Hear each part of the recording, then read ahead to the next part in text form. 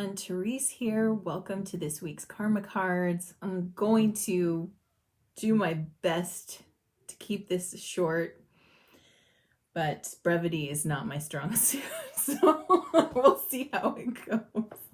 All right, so what I wanted to talk about this week is we're on the verge of the start of the Age of Aquarius. How exciting is that? So December 21st, winter solstice, we've got two major planets moving into the sign of Aquarius. We've got Saturn, which represents the past, and Jupiter, which represents the future, moving into the sign of Aquarius. And this totally marks the official start of the Age of Aquarius. I don't know about you, but I've been wondering for a long time, like, when does this actually get going? And it's this year. And it's next week. So I wanted to ask you a few questions. These are questions for contemplation to help you get into the headspace of starting an entirely new age of being, a new age of being. So, and this is all connected to ascension as well, right? We're moving into the higher realm. In ascension is about increasing our consciousness. What comes next in the next age is going to be, we're going to start seeing true human evolution. We're going to start seeing the dormant abilities of humanity coming back online. We're already getting a taste of it, but we're really it's going to be fully accessible by us, and it's going to be an incredible period of humanity that's coming up, and we get to be here for the start of it. It's so exciting. So when we're talking about ascension and increasing our consciousness, we want to think about the fact that ascension, this particular ascension, every ascension period I've read is actually different. There are different ages of ascension, and they all come from different areas of activation, but we want to focus on the one we're in. This ascension we're in is coming directly from the heart chakra, coming directly from the open heart. So you want to think about everything that opens you back up, right? There's plenty of things that close us down, but in order to fully allow in the in-streaming energy and to fully turn on all these latent and dormant abilities in ourselves, we are going to do this through an open heart.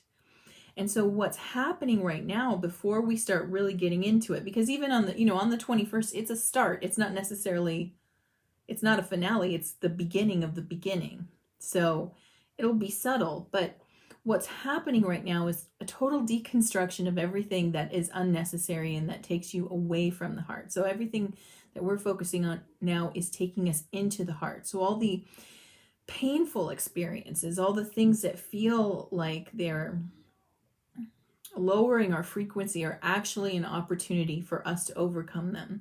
And we've been given, this year has been all about doing that inner cleaning and healing work. And we can thank outside events, we can thank the energy of the cosmos, we can thank our internal guidance for leading us to all the things that want healing in us, so that we could make space and be ready for this new accelerated energy that's coming in. So today, instead of talking about a concept or a topic, I want to ask you some questions. And these are for you to just take in and think about. You don't have to have answers right now. In fact, I feel like the best way to utilize these questions is to sit with them one at a time. So you might want to grab a pen and paper so that you can write them down, and it'll give you a chance to sit with them one at a time. And all you need to do is sit and meditate and practice opening the heart and trust the answers that come through your heart, because they're directly related to your personal ascension journey. First question I have for you in regards to prepping you for December 21st. What elements do you need in your life that you feel are absolutely essential? Core, right? So we might need to start at the physical level and think about the physical things we need in our life, and then we can move on. You can do it that way too. You can kind of make inventory as you move into what's behind that. So if you struggle with getting to the core of what's essential to you, what you value. You can start from the outside and work your way in. So if you value having a nice home, for example, having a nice home is beautiful, but there's a reason behind that. So then when you're in your contemplation mode, you'd ask yourself, why do I need a nice home? Well, I love to have beautiful things around me. Why? And then you follow that thread down till you get to what is essential to you. And it might be that beauty is essential to you. You might find that security is essential to you, right? You can, and there's obviously, there could be more than one, but you want to kind of pinpoint what are these things that when they're present in my life feels full. I feel content and complete. And now here's an interesting one. It sounds the same, but it's actually different when you talk to yourself on a heart level. And the next question is, what do you care most about? What do you care most about? So you can kind of see how these questions kind of refine one another. And then when you can pinpoint that, and this one, it can take several days of meditation. Sometimes it doesn't come in one session. Sometimes you have to sit with it. For some of us, we have to get frustrated before we get the answer because our mind is trying to answer for us rather than letting the heart answer. So it's okay if it takes a couple days. Don't worry about that. What do you care most about? When you can pinpoint that, I would write it down in my journal, or I'd write it on a Post-it and stick it somewhere important, because this is what you're being called to devote yourself to. Whatever it is you care most about, not what you think you should care most about, and not what other people tell you is most important, but truly and deeply what you care most about, because this is connected to your soul mission. This is destiny material right here. So what do you care most about? And then be sure to write that down somewhere so you can remind yourself, so that you can keep checking in with yourself and say, how do I devote myself to that? If love is what I care most about, being in a space of love, being love, loving others, or kindness, or generosity, or beauty, or what have you, it doesn't matter what it is. But if that's what I care the most about, then how do I devote myself to that on a daily basis? How do I make that the centerpiece of my life? And then the final question I have for you, it still kind of sounds like the first two, but they're subtly different. The last question I have for you is, what makes you come alive? What makes you absolutely come alive? All three of these questions could have a merging point. There could be a word that keeps bringing you back. It all links back to, this word. It could be layered. You could see how they're slightly different, but they naturally work together. All of these questions are intended to awaken your awareness to the purpose of why you're here. And each and every one of us have a unique purpose, and we have different reasons for holding those purposes. Some of us are here to create things in the physical world. Some of us are here as frequency holders, like antennas and anchors and energy, which means it's just simply you being you that is fulfilling your purpose, right? So other people have their intention is to discover and share what they find. We all have these unique abilities. Now, this is where tools like numerology and astrology really can come in handy, because they kind of hint at how you intended to use what lights you up, what you care most about, and what you feel is essential to being alive for you. So that's the beauty of having those maps, like astrology, palmistry, numerology. All of those things can really, this is how you are going to use it. This is how you're going to go in there. So when you ask yourself these questions, you're priming yourself for the next part of this journey into this energy that's a whole step up. It's a whole different way of being. In fact, I know that when we look backwards in about 5 years, maybe less, we're going to be like, wow, it'll be like that leap that we made when we went from like analog to technology, right? When we went from the dial-up rotary phone to a smartphone. That is the equivalent of this leap that we're going to make in consciousness. We will look back in 5 years and be like, wow, what was I thinking? Like, wow, what was I thinking? Or wow, my focus is so incredibly different. We might not judge it at all. We might just be like, wow, that's really where humanity's energy was at. And now from this higher perspective, I can absolutely see what was a waste of time, or I can see how that was keeping me down, or whatever. We will have this beautiful hindsight about what this time period is. So as we're moving forward and focusing forward, we're going to focus in on really clearly what's elemental about you, how you vibrate, because these questions are really questions about your resonance, about your personal frequency.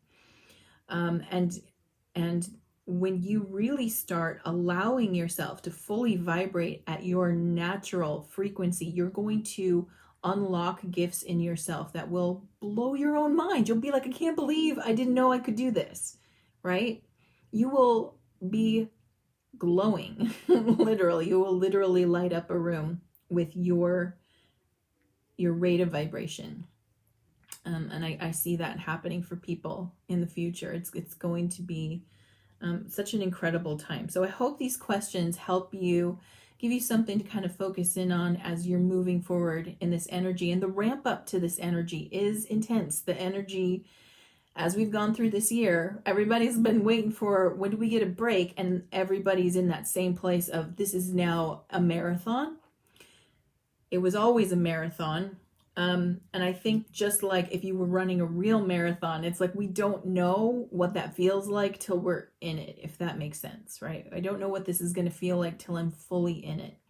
And I know that there are people who are hitting that emotional wall at this time. There's so much intensity, there's so much confusion, there's information coming from this way and that way, and it's all just starting to like grate. It's starting to grate on people. So this is a great time to be like, fine, you're gonna do that out there, you do that out there, I'm going in here.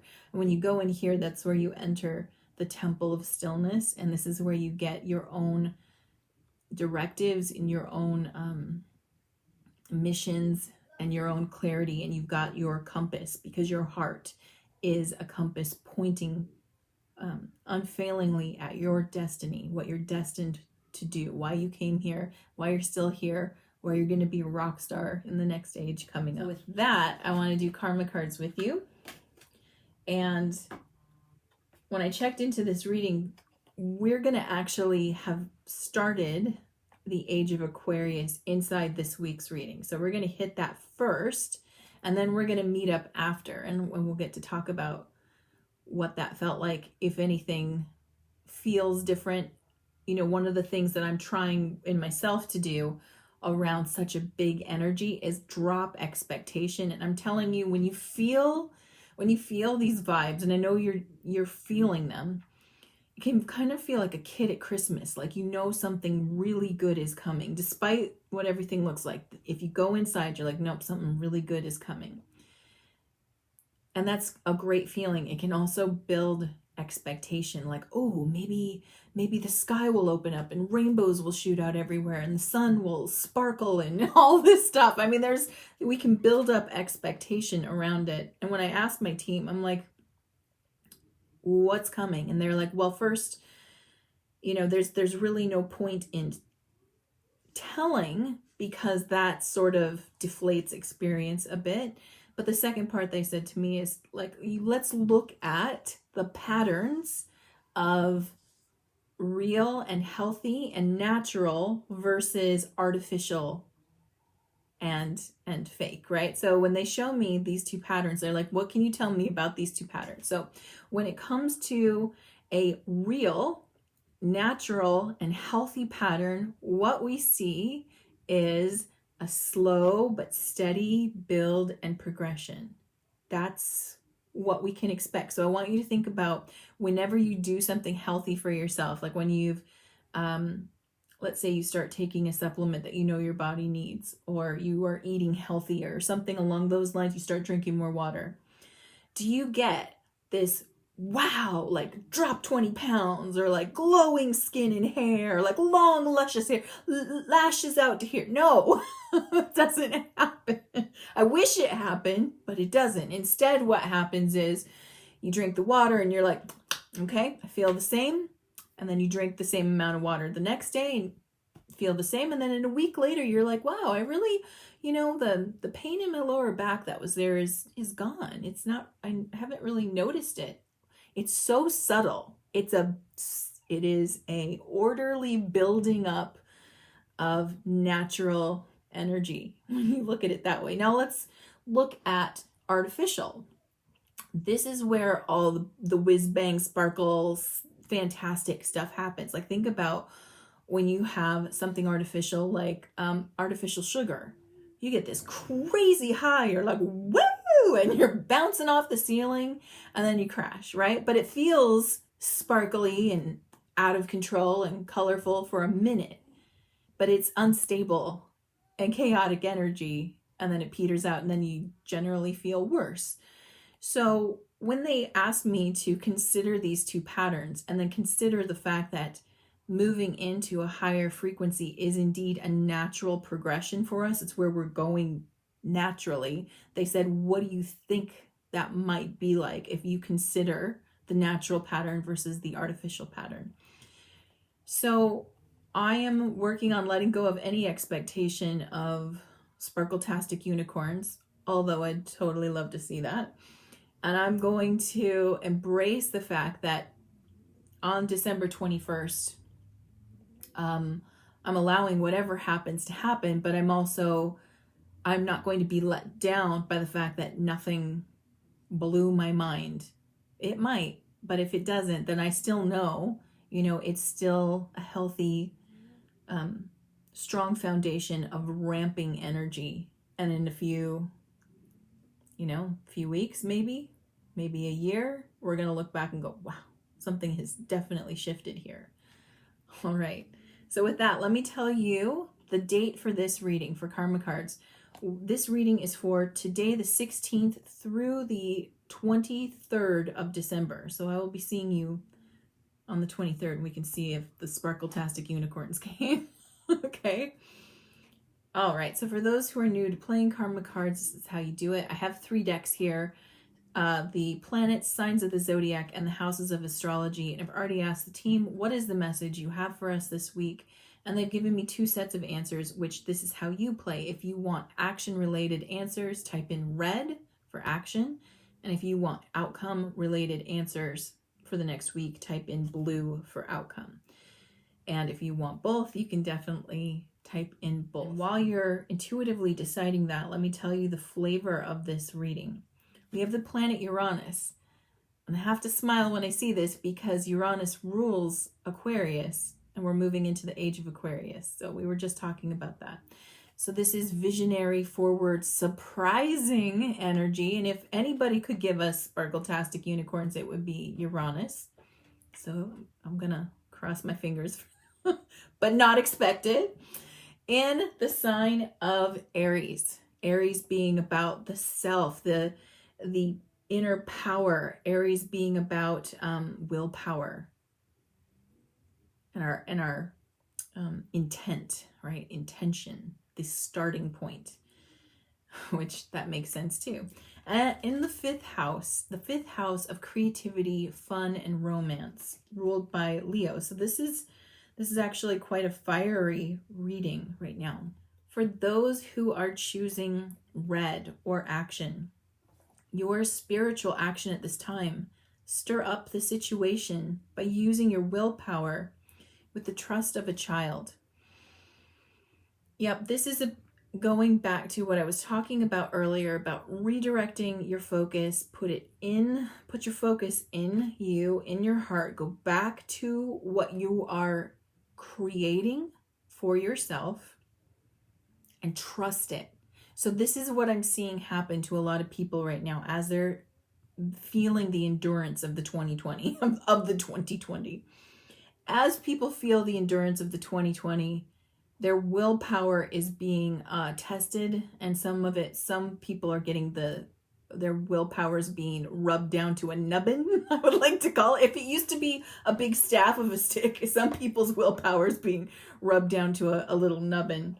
It doesn't have to stay that way, though. It doesn't have to stay that way. This is something that you can regenerate in yourself. This is where if you've been worn down, it's not your fault. It's a lot to take in. It's a lot to take on. It was a lot for people who weren't seeing it, and it was still a lot for people who saw it coming. Still a lot. So if you feel like you're being worn down at this point in time, forgive whatever you need to forgive. Forgive yourself, forgive others, forgive the universe, and let yourself out of that karmic loop of being worn down. And then call your power back. I call all my power back to me now, because it's time for you to make something. And what you're making is your future. You're making it with your thoughts, with your intentions, right? With your will. I decide what my future is. And then you're going to trust that. And this is the part where you've got to let go. We've all got to let go of 3D thinking. 3D thinking is, I need physical proof. Show me the proof. Show me the proof that what I'm making is happening. If I don't have that, I don't trust it. We're going to let that go now, because we're already in a higher frequency and we're moving even higher. With the trust of a child means pure faith. I believe in what I'm creating because I know what I am. I know what I am. I am a creator being, right? I am a sovereign being creating my reality. So they're asking you to reinvigorate that energy, to reinvest in what you are choosing to create and trust it. All right, your mental action at this time. Be open to new ideas about what you think you know about fun, romance, and making art. So be open to new ideas. So this is where perspective shifting comes in handy. So with the energy, with especially people in cold weather, people who are being forced to stay indoors and you're done with it. You're just done. I get it. You're done. This is where the endurance is also getting worn down, because people are like, I've done all the things and now I'm bored, right? So this is about, are you really investing your energy in a way that would sustain you or fill you back up, right? So for example, if we're Netflix binging and we're watching like every episode of the season of a show we've never seen, that's something to do, but obviously you already know that that's not filling you back up. Whereas if you were taking this time that was put upon you to deepen something about yourself. So this is where you ask the question, what makes me come alive? Like, what do I get really excited about? What have I always wanted to do more of?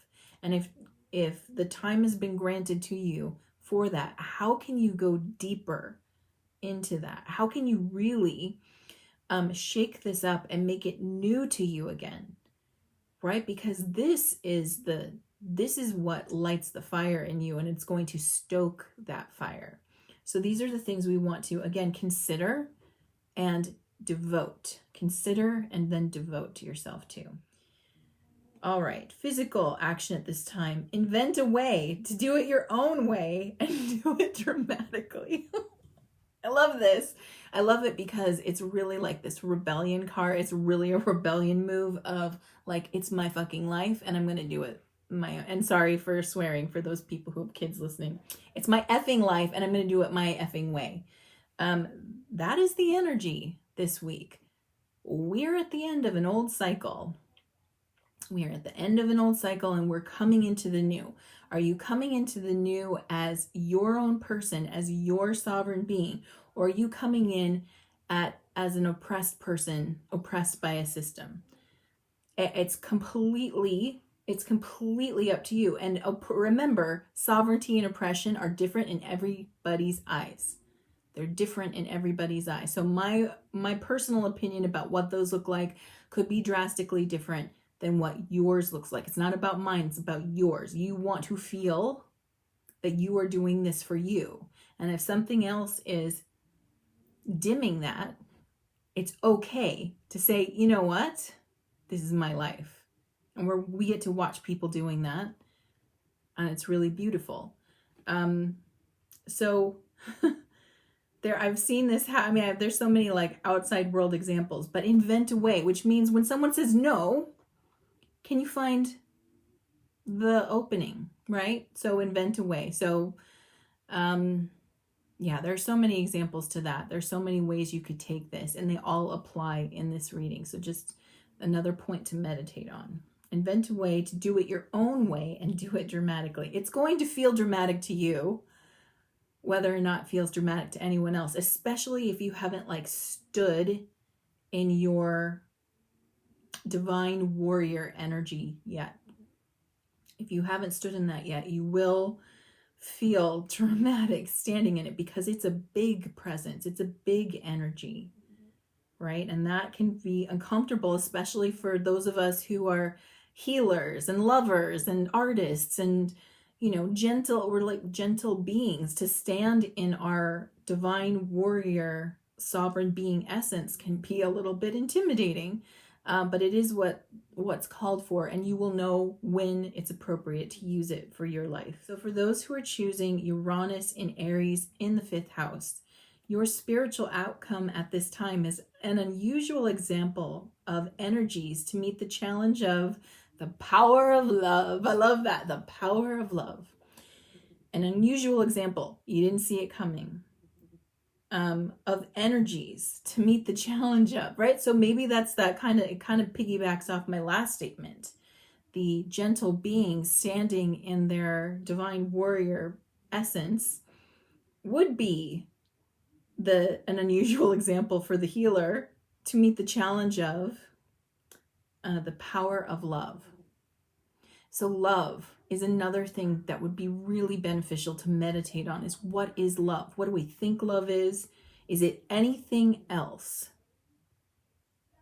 What is love? Is it anything else than this, and this, right? We want to meditate on this because the challenge of the power of love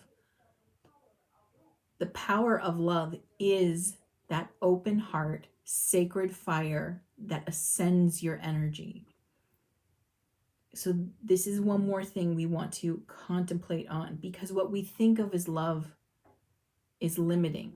It's bigger than that for all of us, me included. We just don't know yet what love truly looks like. How about this? This is one example of expanding the idea of love.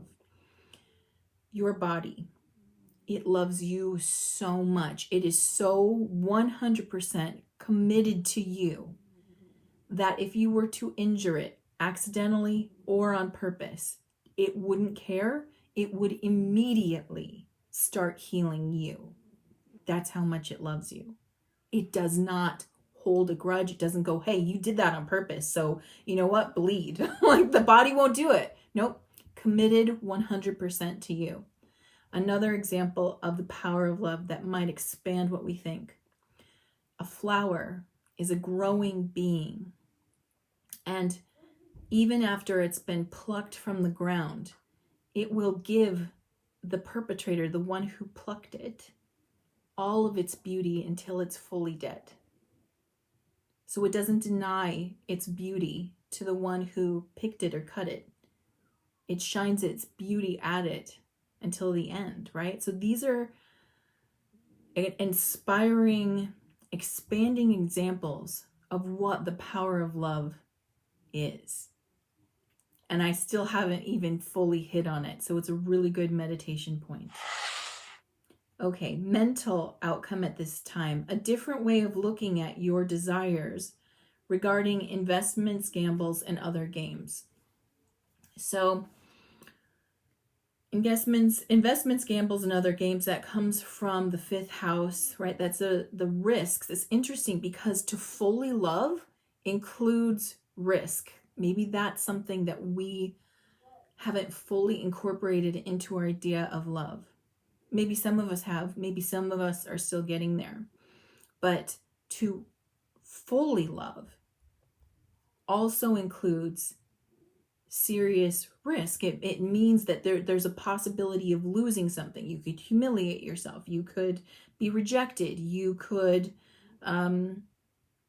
give all your energy to something that doesn't happen, right? So it's never about trying to make a calculated move when it comes to love. Like, love comes in, and it comes in like a lion. That's why the 5th house is ruled by Leo being the lion, and 5 being the ruler. Like the number 5 and Leo and love all go together. And this all comes with this big, beautiful, intense energy that holds this risk in it. It's not necessarily safe. So if our idea of love includes safety, it's a limiting idea of love, because love is much braver than that. So a different way of looking at your desires, what it is you want, regarding investments and other gambles. So another way to say that is another way of looking at your desires from a place of like true love, because that risk will always be attached to what you truly love. Right? When you put yourself out there, that's you putting love out into the world, and you could absolutely be rejected for it. But more often than not, you are absolutely returned with love, because somebody will appreciate you putting yourself out there, and they will see that as a gift, or they will see it as an inspiration or an example. Physical outcome, an unexpected change resulting from the honesty and strength of your creations. An unexpected change resulting from the honesty and strength of your creations. This is where this meditation on what makes you come alive, what do you care most about, what is essential to you, what is absolutely essential.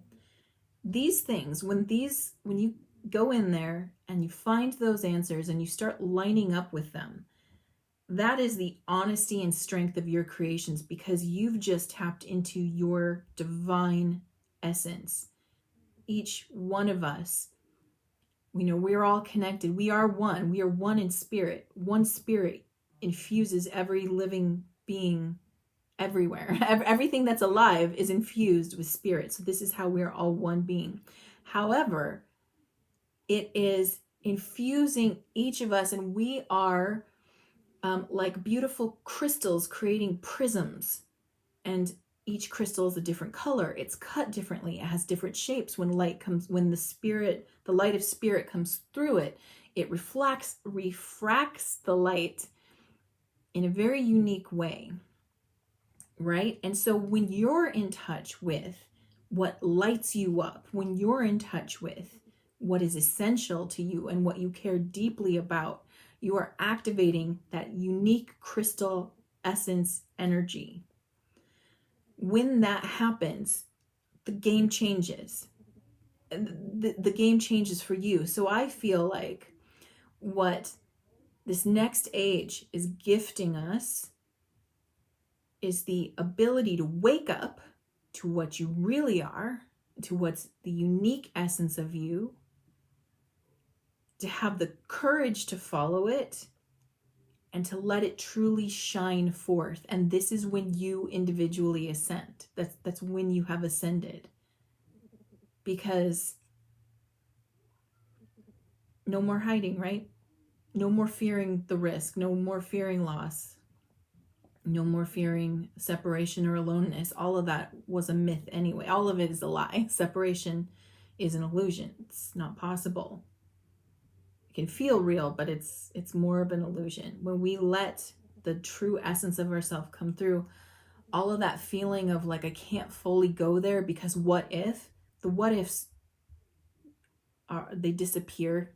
They die. They don't mean anything. You might hear them and you might feel them and you go, oh, that was interesting. But here's who I am. Here's my heart. Here's everything I got.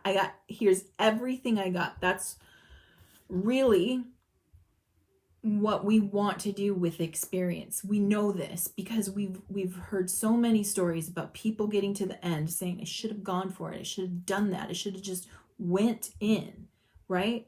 So no matter what answers you get about what turns you on and lights you up, once you get those, now give it everything you got. And just let it all shine out of you. And that is what ascending to the new age creates. When we get to that point, we're different humans, and it's going to be it's just going to be breathtaking.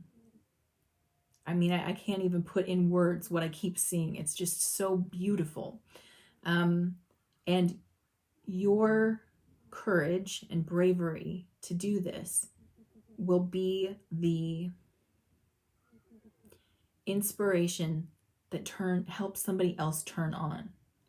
So each of us being brave enough to do this will light another crystal up. And then pretty soon we'll be just a sea of stars out here. This is what we're here to do. And I'm so excited and so blessed and lucky to get to do it with you. And I want to thank you for listening and being here with me. And I believe in you. I believe that, if you're sitting here listening to this, if you got this far, you are a risk taker. You are. It's coming. It's coming, right? Everybody wants the conditions. Everybody knows when the conditions will be right for them. Just like flowers know when it's the right time for them to bloom. So don't worry about if you're going to do it now, on the 21st, in a year, in 5 years. It's perfect. When it happens for you is when it's supposed to happen. And we can let go of going, oh my God, this person's finally out there. Beautiful. Tulips come out in March. Roses come out in June, right? They're both beautiful. And the universe gets to enjoy everybody individually longer with all of this beautifully rippling, spread out creation. So the timing of your life is divine. And with that, I'm sending you lots of love. Mwah. I love you so much. I hope you have a wonderful solstice, and I will see you right after. Bye. Thank you for watching. Subscribe now and hit the notification bell so that you know the next time I release a new video. Until then, stay magical.